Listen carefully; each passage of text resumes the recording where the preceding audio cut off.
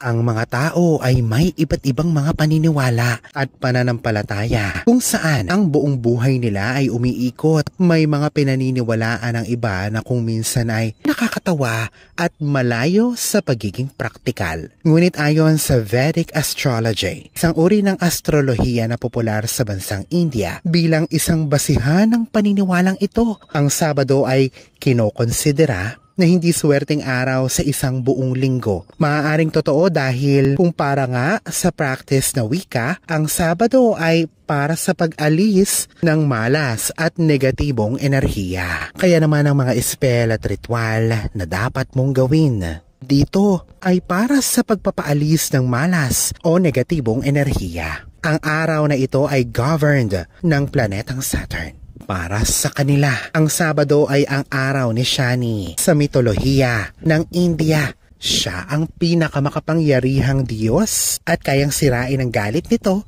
ang buong buhay ng isang tao. Kaya nitong magdulot ng kahirapan sa pera, pangit na kalusugan, pati na ang pangit na takbo ng relasyon sa pamilya. Ito ang mga dahilan kung bakit malas ayon sa kanila ang pagbili ng mga bagay na ating babanggitin ngayon sa video na ito. Alalahanin na ang video na ito ay para lamang sa mga may bukas na isip at lubos na paniniwala sa mga ganitong practice. Kung ang video na ito ay hindi sang-ayon sa iyong paniniwala at mga naging karanasan, ay mas mabuting i-skip mo na lamang ang video na ito.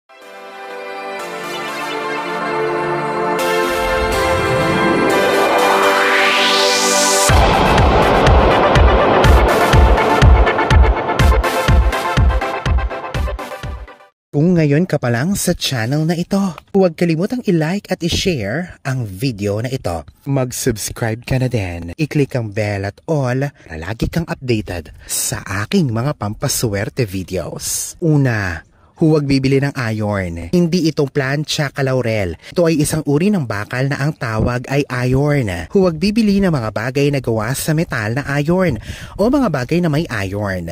Ito ay nagdudulot ng malas sa relasyon ng isang pamilya. Para sa Vedic, ayaw ito ng Lord Shanidev. Ang iron ay madalas na makikita sa gamit sa kusina gaya ng sa lutuan. Pangalawa, ang pagbili ng langis sa Sabado ay bawal. Ngunit ito ay may specific na uri ng langis. Ito ay mustard oil o vegetable oil.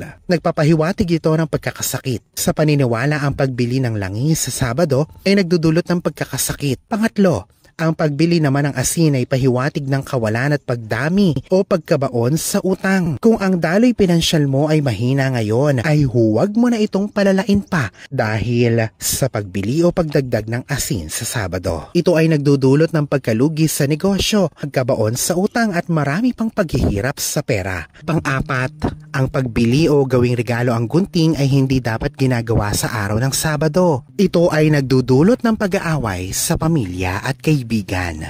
Panglima, ang walis ay nakakapagtaboy ng dumi ganoon na din ng negatibong enerhiya. Ngunit hindi naman dapat ito binibili sa Sabado. Ito ay nagdadala ng kahirapan at kawalan ng financial stability. Pampalungkot ito sa goddess na si Lakshmi, ang diyosa ng kayamanan. Ang anim, ang ink o tinta. Ang pagbili ng ink o tinta sa Sabado ay pinaniniwala ang nagdudulot ng kamalasan sa career at pag-aaral. Huwag bibili ng mga bagay na may tinta gaya ng panulat, ballpen o marker sa araw ng Sabado, lalo na kung ikaw ay nag-aaral pa lamang. Ang pagbili naman ng libro at iba pang gamit sa pag-aaral ay maaari. Ito ay sign ng kabiguan at malas para sa Vedic Astrology. Huwag ding gagamit ng asul na tinta sa pagpirma ng anumang kontrata. Ganoon na din ang pagsagot sa mga exam. Para sa paniniwalang Vedic, ito ay nakaka-disappoint para kay Lord Shani. Ang pito, ang black shoes.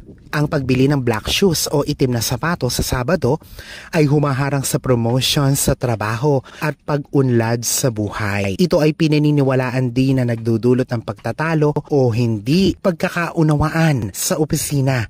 Para sa Hindu mythology, ito ay kinaayawan ni Lord Shani dahilan para makaapekto ng masama sa trabaho at pag-aaral. Hindi rin suwerte ang pagsusuot ng itim na sapatos sa araw ng Sabado.